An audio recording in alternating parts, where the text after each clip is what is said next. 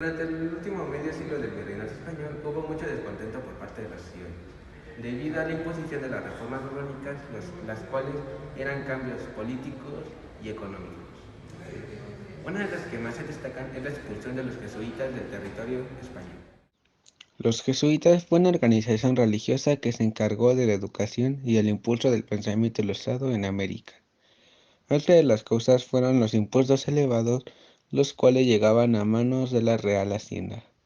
La desigualdad social entre criollos peninsulares y las castas también fue una causa importante dentro del territorio novohispano. Y como causas externas tenemos la imposición del monarca José Bonaparte en España y la independencia de los Estados Unidos en el norte del continente. Todo lo mencionado anteriormente dio como resultado la aparición de diversas conspiraciones, entre las cuales se destacó la de Querétaro en 1810, ya que fue la base para la iniciación de la lucha por la independencia. Aquí se destacan personajes como los corregidores de Querétaro, Josefa y Miguel Domínguez, Ignacio Allende, Juan Aldama, Mariana Basolo, Miguel Hidalgo y Costilla, entre otros. Sin embargo, fueron delatados por José Mariano Galván, lo que obligó a adelantar el movimiento a la madrugada del 16 de septiembre.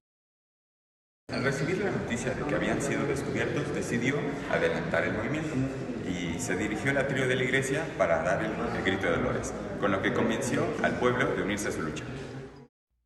Tras el grito de Dolores en Guanajuato, para el 28 de septiembre de ese mismo año, ya se habían sumado 20,000 hombres al ejército insurgente, logrando así tomar la Lóndiga de Granaditas. Durante esta primera etapa de la lucha por la independencia, Hidalgo y Allende tuvieron diferencias con la forma de dirección del movimiento, por lo que el ejército insurgente fue derrotado varias veces, destacándose la batalla del Puente de Calderón, en la que saldrían derrotados. Buscando huir hacia el norte, fueron apresados en Acatita de Abaján el 21 de marzo, para ser juzgados y condenados a muerte ese mismo año. Durante esta fase, quien actúa como líder militar es José María Morelos y Pavón. Sin embargo, Ignacio López Rayón funge como jefe de las fuerzas insurgentes. Después de 3 años de lucha por la independencia, Morelos consideró necesario organizar un gobierno formal. Fue así que en 1813, después de haberse apoderado de Acapulco, creó el Congreso en Chilpancingo. El Congreso se convirtió en la autoridad máxima de los insurgentes y Morelos, según sus propias palabras, pasó a ser el siervo de la nación. Morelos se trasladó a distintos lugares debido a la persecución de los realistas, hasta que en noviembre de 1813 fue hecho prisionero. En su proyecto de nación se elaboró la Constitución de Apatzingán, con la aportación del Congreso de Chilpancingo.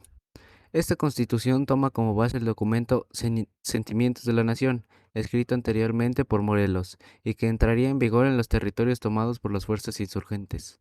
Sin embargo, al ser apresado, fue condenado a muerte y fusilado en Ecatepec el 22 de diciembre de 1815.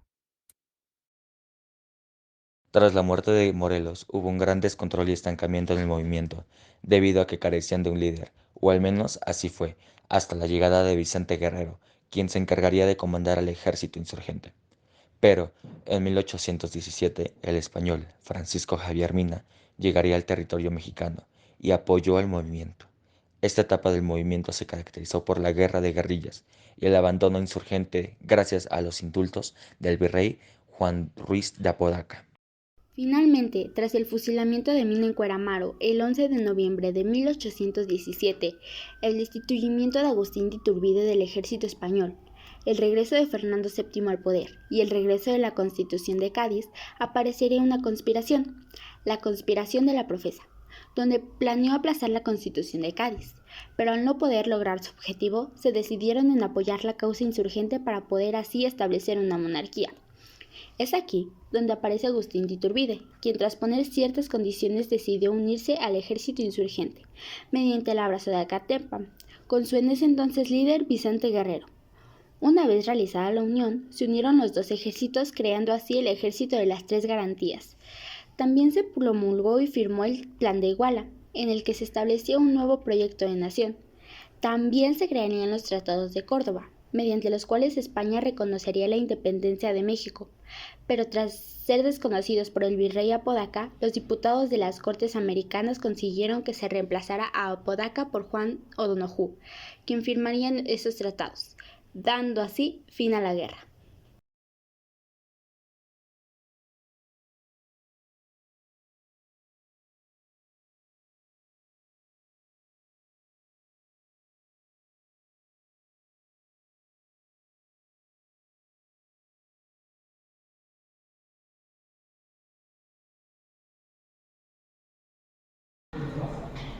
Tras la fusilación de Iturbide nace la República Mexicana, la cual su primer presidente electo fue Guadalupe Victoria. En esto se crea la Constitución de 1824, la cual toma por puntos algunos de los sentimientos de la nación y otros del Plan de Iguala. De aquí nos dirigimos a la captura y muerte de Guerrero. Debido a que sus comandantes estaban ocupados en el lío de Tamaulipas, el presidente Anastasio Bustamante aprovechó que eso ocurría para hacer un golpe de estado en contra de Vicente Guerrero, el cual fue derrotado y posteriormente fusilado en Culiacán, muy cerca de la capital oaxaqueña. Tras la llegada de Bustamante al poder, su gobierno mostró un apoyo al centralismo, por lo que hizo acciones que dañaron la reputación de su gobierno, por lo que Santa Anna planea derrocarlo. Cuando lo logró, Bustamante renunció a la presidencia, por lo que el gobierno nombra a Melchor Múzquiz presidente. Santa Anna y Bustamante firmaron los convenios de Zabaleta, donde reconocen a Gómez Perlaza como presidente de la nación. En 1833, Santa Anna fue electo presidente, junto al vicepresidente Gómez Farías, con quien intercalaría el mandato durante sus primeros 4 periodos. Durante el mandato de Gómez Farías, José María Luis Mora y Lorenzo Zavala prepararon una reforma constitucional, la cual no llegaría a aplicarse por el regreso de Santa Anna al poder. Después de eso, un grupo conservador creó las 7 leyes centralistas, lo que generó descontento, pues modificaron la Constitución en 1836. Tras las 7 nuevas leyes centralistas se creó descontento en el norte del país, en lo que es Texas, por lo que en busca de tener un gobierno liberal los tejanos crearon 3 alternativas. La primera era la permanencia de Texas en el territorio mexicano, con la condición de que permaneciera el federalismo. La segunda era buscar su independencia y gobernar con autonomía. La tercera era buscar su independencia y anexarse posteriormente a los Estados Unidos. La revuelta comenzó el 2 de octubre en la población de González, por lo que el gobierno mexicano envió tropas y tras su resistencia decidieron enviar a Santa Anna a combatir la rebelión. Santa Anna ordenó la persecución de Samuel Houston, principal líder tejano y jefe de sus fuerzas. Sin éxito, Santa Anna incendió varias poblaciones rebeldes. Sin embargo, la batalla decisiva se libró en San Jacinto, donde se perdió y fue obligado a firmar la rendición en los tratados de Velasco el 14 de mayo de 1836.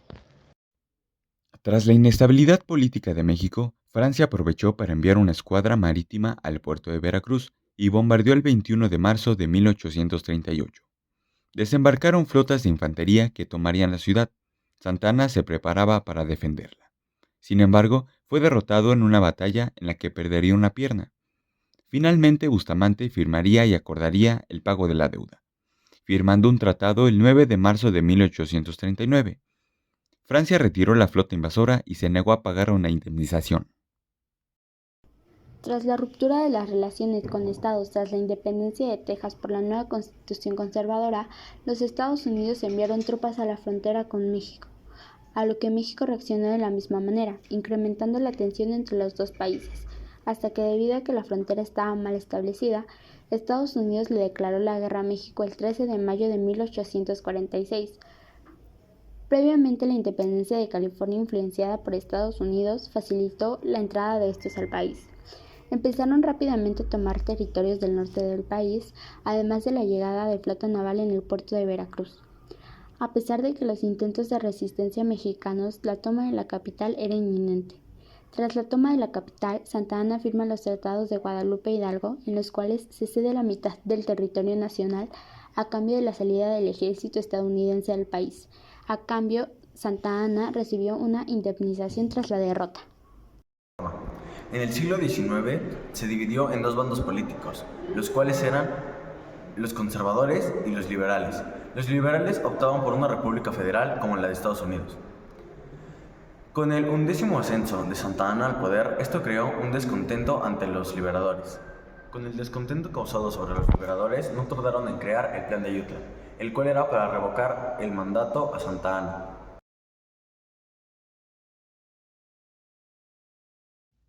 El gobierno francés buscó la forma de intervenir en México junto con Inglaterra y España, pidiendo los pagos de las deudas, a lo que tras negociaciones Inglaterra y España se retiraron, pero Francia intervino a México. A pesar de los intentos de Zaragoza por defender a México, los franceses lograron salir victoriosos.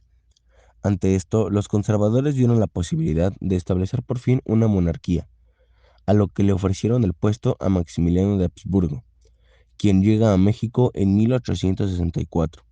Maximiliano se sentó en el castillo de Chapultepec. Él y su esposa Carlota tenían un pensamiento liberal, mediante el cual buscaban una alianza con Juárez para impulsar al país.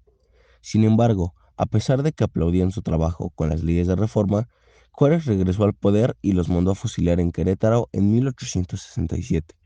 Tras la muerte de Maximiliano, Juárez regresa al poder, mientras Porfirio Díaz buscó proclamar el Plan de la Noria. Pero tras su muerte en 1872, Lerdo de Tejada asumió el poder, pero gracias al Plan de Tuxtepec fue derrocado por Porfirio Díaz, dando inicio al Porfiriato.